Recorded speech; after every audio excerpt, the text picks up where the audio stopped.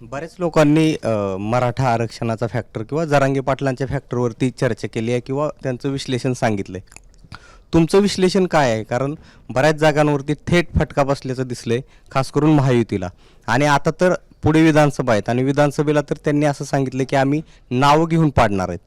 तुमचं आकलन काय आहे आणि विधानसभेसाठी या गोष्टीला टॅकल करण्याचा काय प्लॅन आहे? नाही, मराठा समाजाच्या आरक्षणाची भूमिका समाज वारंवार मांडतोय. तो आग्रही आहे, आक्रमक आहे. काही अंशी त्यांनी मांडलेले मुद्दे आणि मागणी ही योग्य आहे.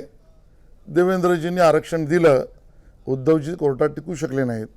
आता वेगळ्या वळणावर आपण आलो आहोत. आता मराठा समाजाचा आरक्षणाचा विषय हा निकाली काढावाच लागेल. तो निवडणुकापुरताच आहे असं माझं मत नाही. समाजाला न्याय मिळण्यासाठी आवश्यक आहे, म्हणून निकाली काढावा लागेल. तुम्हाला असं वाटतं हा मराठा आरक्षणाचा विषय निघाला म्हणून मी मराठवाड्यात पूर्ण फिरलो आणि ज्या काही 8 जागा मराठवाड्यातल्या होत्या त्यातल्या बहुतेक जागांवरती 5 जिल्ह्यांमध्ये तर थेट परिणाम बघायला मिळाला.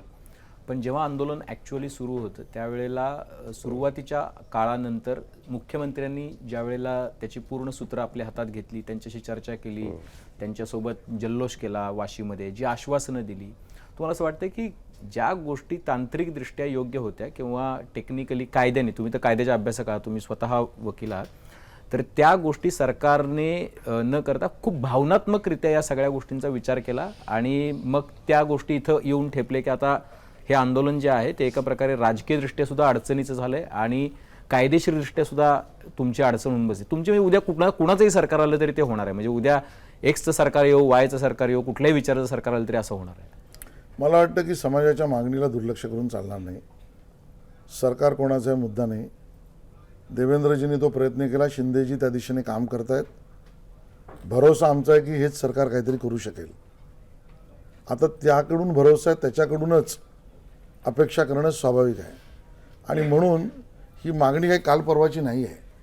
ह्या मागणीला बॅकग्राऊंड काही दशकांची आहे आणि मला असं वाटतं की आता शेवटच्या वळणावर समाजाची मागणी आहे ती पूर्ण करावीच लागेल. त्याच्यामध्ये सरकारमधनं सुद्धा ना डबल भूमिका केली. म्हणजे भुजबळांनी ज्या पद्धतीने ती भूमिका लावून धरली आणि दुसऱ्या बाजूला असं दिसत होतं की एकनाथ शिंदे मराठा समाजामध्ये आपलं नेतृत्व एस्टॅब्लिश करत होते.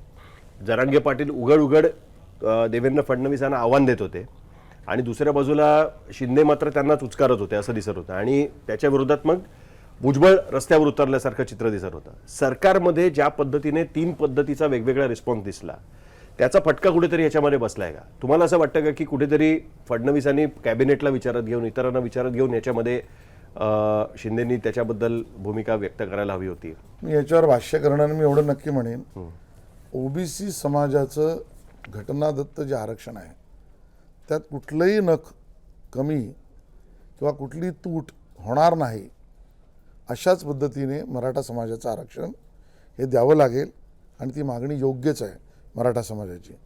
या विषयावर देवेंद्रजींना विरोधात बोलणं किंवा त्यांच्या विरोधात वातावरण करणारे शब्द उच्चारणं हे आम्हाला बिलकुल मान्य नाही.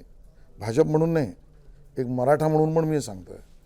याचं कारण देवेंद्रजींनी या विषयात केलेलं काम, त्या समितीत मी होतो, खूप कायदेशीर त्यावेळेला आवश्यक असलेलं योग्य काम त्यांनी केलेलं आहे आणि त्यामुळे जे काही पहिल्यांदा टिकणारं, काही काळ टिकणारं, त्याचा फायदा घेतलेली एक बॅच शब्द बरोबर नाही, काही लोक आहेत, ही आज आपल्याला दिसत आहेत. हे मिळालेलं आहे. आता ज्या घटनेत कोर्टाच्या न्यायालयानंतर पुन्हा आपल्याला रिअश्युअर करायचं आरक्षण, त्या विषयावर शिंदेजींकडनं अपेक्षा आहेत, ते पूर्ण करतील. ही गोष्ट तुम्ही जरांगेंना सांगण्यात कमी का पडताय? मग कोण? सरकार बरं, मुद्दा आहे समाजाचा.